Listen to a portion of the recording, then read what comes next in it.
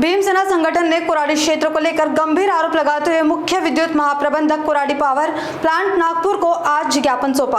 पत्र में अनुसूचित जाति और अनुसूचित जनजाति SC/ST समुदाय की महिलाओं के साथ कथित भेदभाव और रोजगार से जुड़ी अनियमितताओं के आरोप लगाए गए हैं। संगठन का कहना है कि क्षेत्र में स्थानीय और प्रवासी महिलाओं की स्थिति और रोजगार को लेकर कई गंभीर समस्याएं हैं। मामले की निष्पक्ष जाँच की मांग की गई है। भीमसेना ने मांग की है कि पूरे प्रकरण की जाँच कर दोषियों पर SC/ST अत्याचार निवारण अधिनियम के तहत सख्त कार्रवाई की जाए। हमने इसके पहले CGM को एक निवेदन दिया था कि कोराडी सर्कल में यानी कोराडी प्रीमाइसेस से आजू बाजू जो अनुसूचित जाति जनजाति के OBC वर्ग के रहने वाले लोग हैं वो बेरोजगार है और उन्हें न्याय मिलना चाहिए, ऐसी हमारी मांग थी। और उसका हमने एक निवेदन दिए थे 17 मार्च को। 17 मार्च से लेकर आज 30 तारीख है, कम से कम उसमें 50-60 दिन हो गए।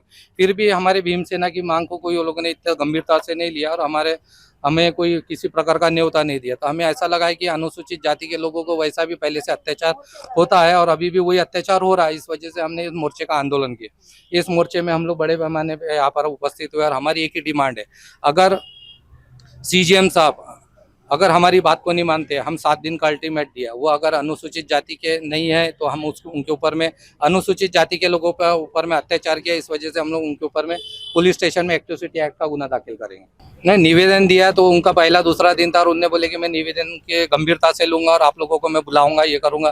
फिर हमारे लोग बार बार वहां गए, उनसे मिले 2-3 बार मिलने के बाद में भी उन्होंने उनको रिस्पॉन्स नहीं दिया, मिलने से नकारा। कहीं मिले तो मैं जल्दी में, मैं काम से, मैं बाद में आपसे मिलूंगा, इस तरीके का हमारा को किनारा करते गए। पर हमारा यही कहना है कि नागपुर शहर ये आबादी अनुसूचित जाति जनजाति के लोगों की बड़ी आबादी है और हमारा ये कहना था कि जब नागपुर कोराडी थर्मल पावर में ये कार्यक्रम ये प्लांट लगा हुआ है तो इस प्लांट में तो सबसे पहले इनका अधिकार है, संवैधानिक अधिकार है, तो इनको ये वहाँ रोजगार मिलना चाहिए। यहाँ के लोगों को रोजगार नहीं मिला। यह कंपनी में बाहर के आए हुए लोग हैं, नागपुर के बहुत कम लोग हैं, बाहर से आए हुए जितने भी लोग हैं वो यहाँ पर काम कर रहे हैं। तो फिर नागपुर के लोगों को काम नहीं मिल रहा है तो फिर क्या मतलब है नागपुर ये प्लांट यहाँ बना के।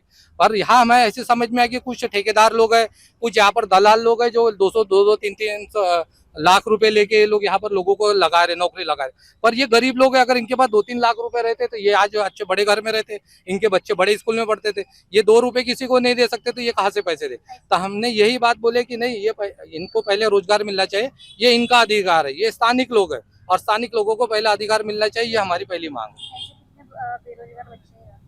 हमारे पास में 1000 के ऊपर में है, पर अभी फिलहाल में हम लोग 300 लोग हैं। 300 लोग ये जो बेरोजगार है, इन्होंने बेरोजगारी का जो फॉर्म भरा हुआ है 300 लोग है। अगर 300 लोगों को रोजगार मिलता है तो फिर सिलसिला हमारा आगे बढ़ते रहेंगे। अगर आंदोलन में कोई सुनवाई नहीं हुई तो अगला कदम क्या होगा? नहीं, अगला कदम हमारा थोड़ा सा उग्र होगा। अभी हम लोग टारगेट सीधा CGM को करेंगे, वो भी पर्सनल करेंगे।